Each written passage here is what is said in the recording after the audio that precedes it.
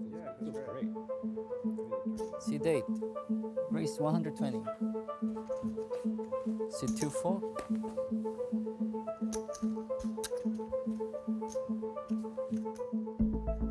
Sit 4. In this video for PokerNews.com, we are taking a look at a hand from Game of Gold. Make sure you check out Game of Gold if you have not already. It is on YouTube.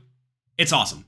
In this hand, Fedor Holz on the button raises it up with King, Queen, offsuit. Then Daniel Jungleman Cates opts to call about 60 big blinds deep from the big blind with Queen 7 of hearts. Let's go to the flop. Sit 4 check. See date. Bet 70. Sit 4 call. The flop comes ace, queen, jack. A disaster for Daniel Cates. He is drawing almost dead. He checks. Fedor goes for a small 70,000 bet, which is perfectly fine and reasonable in the spot with middle pair and a gut shot. Cates has no other option but to call. Let's head to the turn. GG's. Sit 4 check.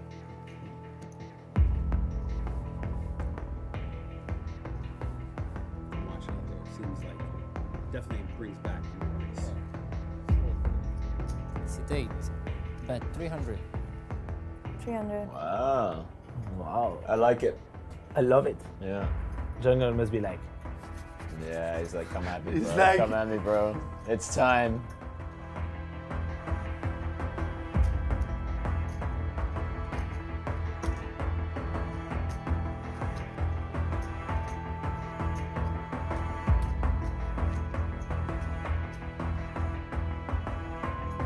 Sit 4 call. The turn is a disaster for Cates. It is the Queen of Diamonds. Brutal.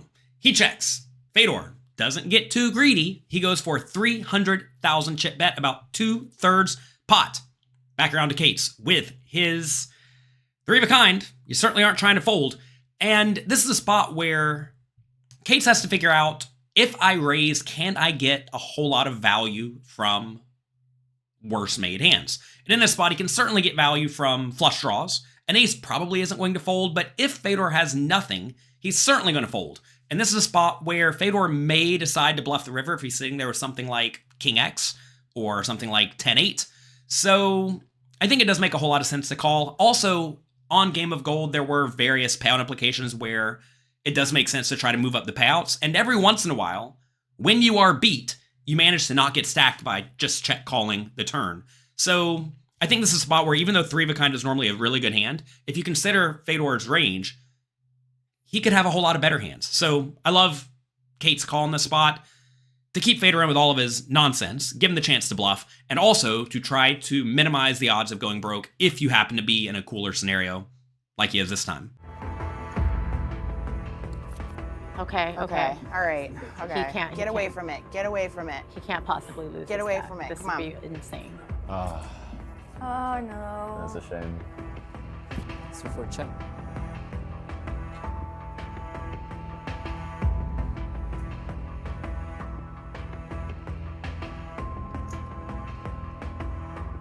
People say, oh, he has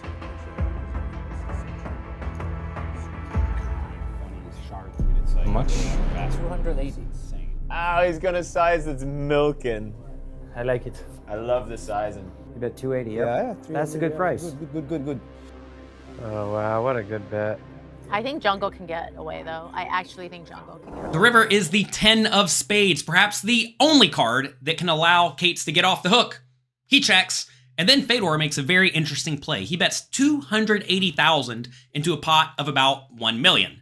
Now, normally, when you're in position on the river, when you're check 2, if you're going to bet, it usually makes sense to bet something like half pot or larger with all the hands that you want to bet, because if you bet small, you run the risk of opening yourself up to a check raise in exchange for not extracting all that much value when you do bet and get called. We discussed this thoroughly in the tournament and cash game masterclass at pokercoaching.com. However, this is a very unique scenario because what is Fedor trying to get called by? Well, if Cates has a king, he's never going to fold, so you don't really care about that. What about if he has a queen? Well, he'll probably call a bigger bet than only 280K. That said, it's really, really hard for Kate's to have a queen because there's 2 on the board and 1 in Fedor's hand. So this is a spot where if Fedor did not have a queen in his hand, he'd probably go for a larger bet because he really wants to get called by a queen, right? But in this scenario, it's pretty hard for Kate's to have the queen. So that makes it way more likely that Kate's has an ace or a jack. So how much will an ace or a jack call on this board? The answer is probably not a whole lot, unless he thinks for some reason Fedor is going to be drastically over bluffing when he uses a bigger bet size. But it's somewhat hard for that to be the case in the spot, because if you consider a reasonable preflop raising range, it's going to have a whole lot of good hands, or hands that have a lot of showdown value to the point that they don't need to bet the river. So Fedor goes for the small bet, really targeting an ace and a jack. Let's see if Kate's can make the hero fold. 5 seconds.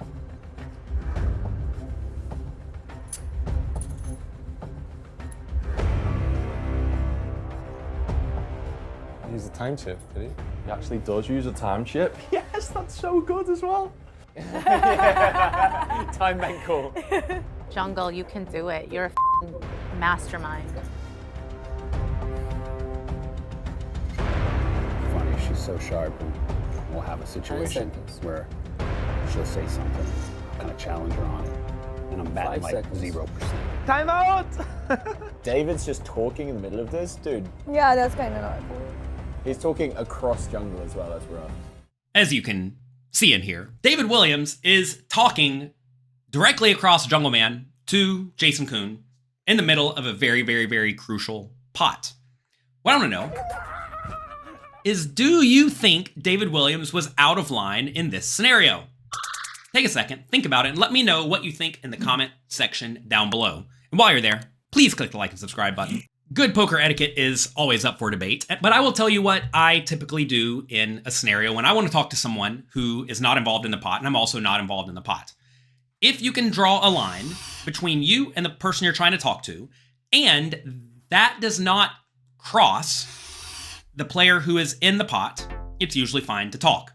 For example, if you're in the 1 seat and you want to talk to the person in the 2 seat, and the players in the 3 and the 4 seat are in a pot, that's fine, because if you draw a line between the 1 and the 2, you're right next to each other, no problem. In this scenario, let's say there's 4 seats at the table. Number 1 and number 3 want to talk to each other. But if you draw a line, that crosses number 2. Therefore, in Jonathan Little's opinion, that is bad etiquette. Now, we're not playing a regular poker game here. We're playing Game of Gold. This is a game where things like etiquette, to some extent, go out the window if they can make people play poorly. And in this scenario, if you can talk Jungle Man's ear off when he's in the middle of a hand and it can get him rattled or make him make a mistake, I think that's just part of good gamesmanship in this scenario. It's kind of like when you slow roll someone at the poker table. I personally don't do it, but anything goes. We're playing poker. You're allowed to slow roll people. You're allowed to talk at the poker table. Now, certainly, Jungle Man could have said, hey, be quiet. And then maybe Dave Williams says, no. It's part of the game. In this situation, if they were trying to play by normal etiquette rules, I think that David's probably out of line in the spot, but they're not. And that's okay, and it's important to realize. David is a reality TV star. He's played in situations where you have to try to get your opponents to screw up. And if this is a spot where you can really rattle Jungle Man and you think he'll go nuts because you talk his ear off, go for it. Let's see if Jungle Man can find the fold. I'll Google it. You should be like, I didn't know. Time up. Sorry, there's a 4. Whoa! Yes! Yes! I mean, yes. Good fold.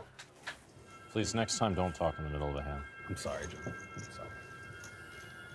Or at least a big hand. I'm really sorry.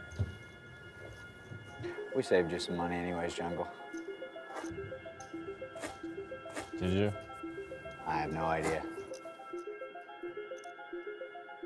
Tell him you saved him money so he doesn't feel mad at me. Saved him some money. Tell me not to. I don't want him mad at me. I mean, this is so tilting. It was like not going to fold. And then, I don't know. I think I should have called it. After a lot of thought, Jungle Man times out, finds the fold, and somehow loses relatively little money with 3 of a kind versus a better 3 of a kind turned into a straight. Even though this probably felt bad for Jungle Man in real time, it actually worked out amazingly well for him. That's lucky. Hope you enjoyed today's video. I'll talk to you next time.